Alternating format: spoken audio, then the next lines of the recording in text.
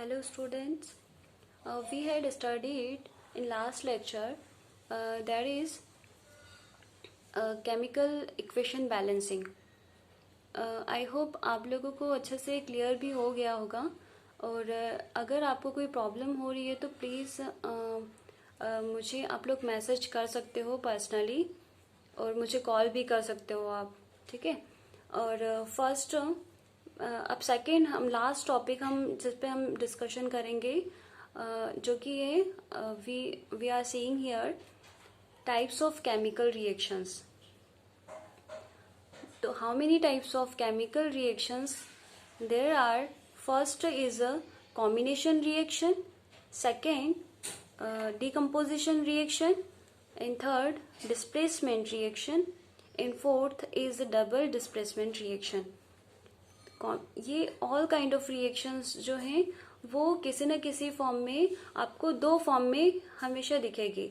जैसे कि मैं आपको ये लास्ट में मतलब अभी मैं आपको ये बताने जा रही हूँ कि ये जैसे कि कॉम्बिनेशन रिएक्शन हुआ, डिकम्पोजिशन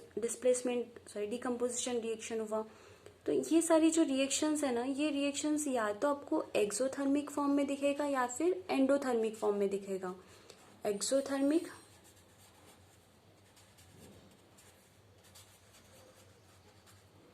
या फिर एंडोथर्मिक।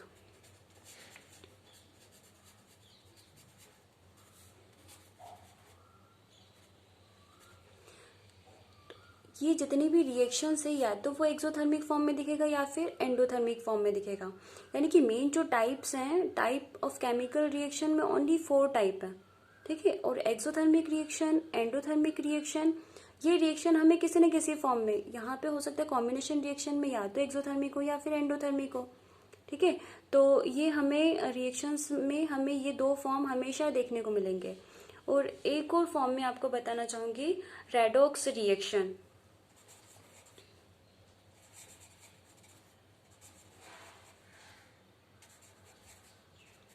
रेडॉक्स रिएक्शन के 2 टाइप हैं। क्या क्या है वो आपको दिखेगा इधर। फर्स्ट ऑक्सीडेशन रिएक्शन,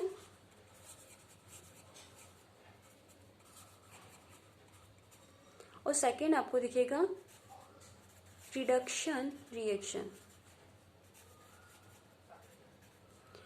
तो ये जितनी भी टाइप की रिएक्शंस है, मतलब कि हम कहें तो ऑल वर्ल्ड में, ऑल यूनिवर्स में जितनी भी टाइप की रिएक्शंस होती हैं वो या तो वो किसी न किसी फॉर्म में रेडॉक्स रिएक्शन रिप्रेजेंट करेगा ही, है ना।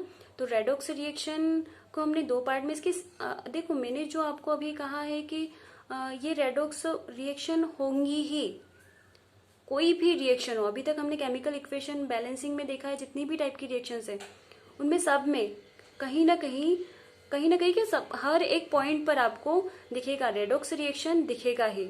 हो सकता है वो ऑक्सीडेशन रिएक्शन हो या फिर रिडक्शन रिएक्शन हो, ठीक है। तो ये हम इसके टाइप्स भी, मतलब टाइप्स नहीं, ये जो हमने अलग से जो 2 पॉइंट लिखे हैं इन पॉइंट को आप लोग क्लियर करोगे। फर्स्ट आप लोग कोशिश करोगे, फिर अगर आपसे नहीं होता है तो फिर मैं तो इसको कंटिन्यू करूंगी ही, ठीक है। बट मैं आज आपको सिर्फ ओनली 2 इक्वेशन पर ही फोकस करवाऊंगी। तो फर्स्ट मेरा इक्वेशन है first combination reaction. Combination reaction, यहाँ पर मैंने एक रिएक्शन लिखी है जिसमें क्विक लाइम वाटर के साथ रिएक्शन करके स्लैग लाइम का फॉर्म कर रहा है। यहाँ पे कॉम्बिनेशन नाम से ही आपको ये चीज़ हमें साइन मिल रहा है कि combine, combination is combine, 2 reactant are combined and it's a form a single product. 2 reactant are combined and it's a form a single product. When a calcium oxide react with vigorously with water to produce slag lime.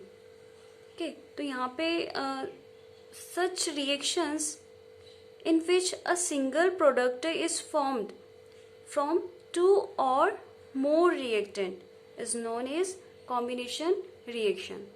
तो simple से इसकी definition आप लोग, मैंने जो अभी just orally बोला है वो आप इसे नोट डाउन कर लेना, या फिर आपके पास जो भी आपके पास अवेलेबल है रेफरेंस बुक, तो आप उससे इसको लिख सकते हो।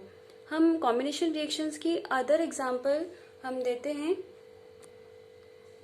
बर्निंग ऑफ कोल।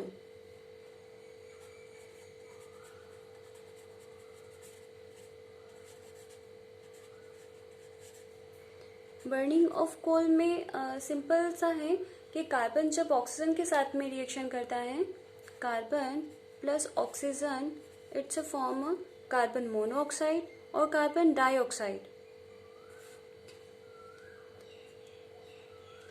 ठीक है, अब मैंने यहाँ पे दो गैस का नाम लिया, कार्बन मोनोऑक्साइड और कार्बन डाइऑक्साइड CO2। यहाँ पे मैं एक और चीज आपको जो कि टर्मिनोलॉजी अपनी क्या है, कार्बन ऑक्सीजन के साथ में जब रिएक्शन करेगा तो वो कार्बन डाइऑक्साइड, कार्बन मोनोऑक्साइड का फॉर्म करेगा। एक्सेस क्वांटिटी में जब हमारा ऑक्सीजन प्रेजेंट होगा तो हमारा कार्बन डाइऑक्साइड फॉर्म होगा।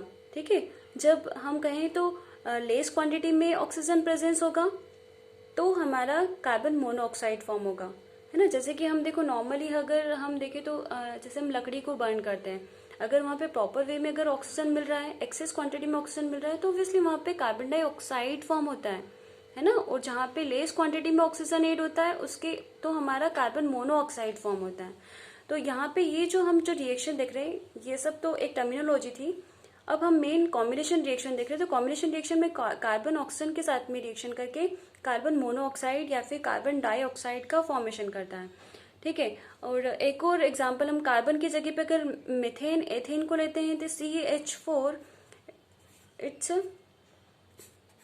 मीथेन गैस जो है वो ऑक्सीजन के साथ में रिएक्शन करता है तो कार्बन डाइऑक्साइड प्लस वाटर का फॉर्मेशन करता है।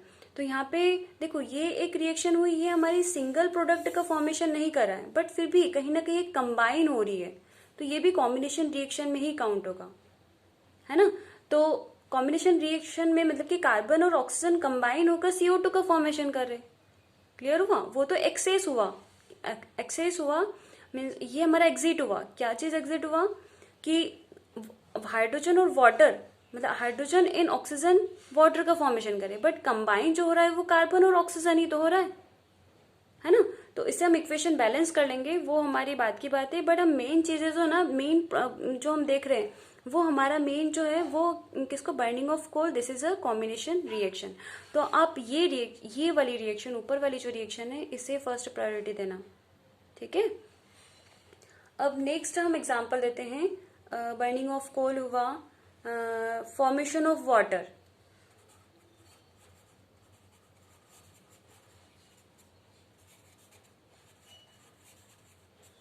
फॉर्मेशन ऑफ वाटर, तो वाटर के फॉर्मेशन में हमें दो रिएक्टेंट की जरूरत होती है। क्या? एक तो ऑक्सीजन हुआ, सेकेंड हाइड्रोजन। जब ये दोनों मिलते हैं तो यहाँ पे हमारा जो वाटर मॉलिक्यूल फॉर्म होता है H2O। तो यहाँ पे बहुत ज़्यादा टेम्परेचर की भी ज़रूरत होती है, तभी वो वाटर मॉलिक्यूल का फॉर्मेशन होता है। नॉर्मली टेम्परेचर पर वाटर मॉलिक्यूल फॉर्मेशन नहीं होता है। तो यहाँ पे formation of water, this is also combination, the example of combination reaction. अब नेक्स्ट आपका कॉम्बिनेशन रिएक्शन के बाद सेकेंड आता है डिकम्पोजिशन रिएक्शन। यहाँ पर एक और रिएक्शन हम लिखेंगे, फेरस सल्फेट, लिख लेती हूँ। फेरस सल्फेट हीट के प्रेजेंस में फेरिक ऑक्साइड, सल्फर ट्राईऑक्साइड और सल्फर डाइऑक्साइड में कन्वर्ट हो रहा है ना। तो डिकम्पोजिशन, डिकम्पोज करना यानी कि उसको पार्ट में डिवाइड करना। Single product, single reactant product में फॉर्म हो रहा है ना। Product different kind of product में फॉर्म हो रहा है। तो इसकी हम सिंपल सी डेफिनेशन अगर देखें तो in this reaction you can observe that the single reactant break down to give in a simpler product. Decomposition reaction में ऑलवेज सिंगल प्रोडक्ट से, सिंगल रिएक्टेंट से प्रोडक्ट में फॉर्मेशन होगा, है ना। और यहाँ पे हम अगर देखें तो ये जो फेरस सल्फेट जो होता है ना वो ग्रीन कलर का होता है। ठीक है, हम इसको प्रैक्टिकल लैब में इसको चेक करेंगे फेरस सल्फेट का कलर। और जब ये ग्रीन कलर का होता है और जब ये ग्रीन कलर से कलर फेरस सल्फेट क्रिस्टल जो है वो चेंज हो जाता है। किस कलर में चेंज हो जाता है? वो चेंज उसका एक रेड, बोलते हैं ना, रेडिश ब्राउन कलर में कन्वर्ट हो जाता है। जैसे फेरस ऑक्साइड एग्जैक्टली हम देख सकते हैं, जो रस्ट का जो कलर होता है सेम वही कलर है ना। तो ये जो हमारा ग्रीन कलर है वो किस में कन्वर्ट हो रहा है? फेरिक ऑक्साइड, जो कि रेडिश ब्राउन कलर में कन्वर्ट हो जाता है। तो ये इस टाइप की रिएक्शंस जो रहेगी वो हमारी डिकम्पोजिशन रिएक्शन हुई। सेकंड, नेक्स्ट एग्जांपल हम देंगे, लाइम स्टोन जब हीट प्रोवाइड करते हैं तो वो क्विक लाइम में कन्वर्ट हो जाता है, क्विक लाइम में कन्वर्ट हो जाता है, CaO में कन्वर्ट हो जाता है ना। तो लाइम स्टोन को जैसे हम तो यहाँ पे भी ये भी डिकम्पोजिशन रिएक्शन का एग्जांपल हुआ। जैसे कि एक सिंगल प्रोडक्ट है वो हमारा पार्ट में डिवाइड हो रहा है ना। तो ये भी डिकम्पोजिशन रिएक्शन का ही एक एग्जांपल है। और अदर एग्जांपल भी हम ले सकते हैं, जैसे कि लेड नाइट्रेट को हम लेड ऑक्साइड में कन्वर्ट कर देना। लेड नाइट्रेट का जो है वो 1 मिनट, तो लेड नाइट्रेट को जैसे कि हम देख रहे हैं, लेड नाइट्रेट लेड ऑक्साइड में फॉर्म हो रहा है, प्लस नाइट्रोजन डाइऑक्साइड और ऑक्सीजन में कन्वर्ट हो रहा है ना। तो lead nitrate, Pb is a sign of lead and this is a metal. तो यहाँ पे हम देख रहे हैं लेड नाइट्रेट। अब देखो, मैं यहाँ पे एक और चीज़ आप लोगों को दिख रहा होगा कि मैम तो जो है वो बोलते इक्वेशन बैलेंस नहीं कर रहे हैं। तो इक्वेशन बैलेंसिंग यहाँ पर ज़्यादा इम्पोर्टेंट नहीं है। एग्जैक्टली अगर हम मेन प्रोडक्ट, मेन रिएक्टेंट अगर लिख दें तो भी हमारी जो टाइप्स ऑफ केमिकल रिएक्शन है वो आपकी राइट होगी, ठीक है। और ये जो इक्वेशन बैलेंसिंग का जो है वो टर्म, वो जो टॉपिक है वो आपका एग्जाम में बनता है। इसलिए तो हम ये जितने भी टाइप के रिएक्शंस कर रहे हैं इन्हें इक्वेशन बैलेंस करना भी हमें आना चाहिए, तो जो कि हम प्रीवियस लेक्चर में हम सीख चुके हैं, है ना। तो ये भी रिएक्शंस आपके सामने हैं, तो इन्हें भी आप बैलेंस करके लिखना।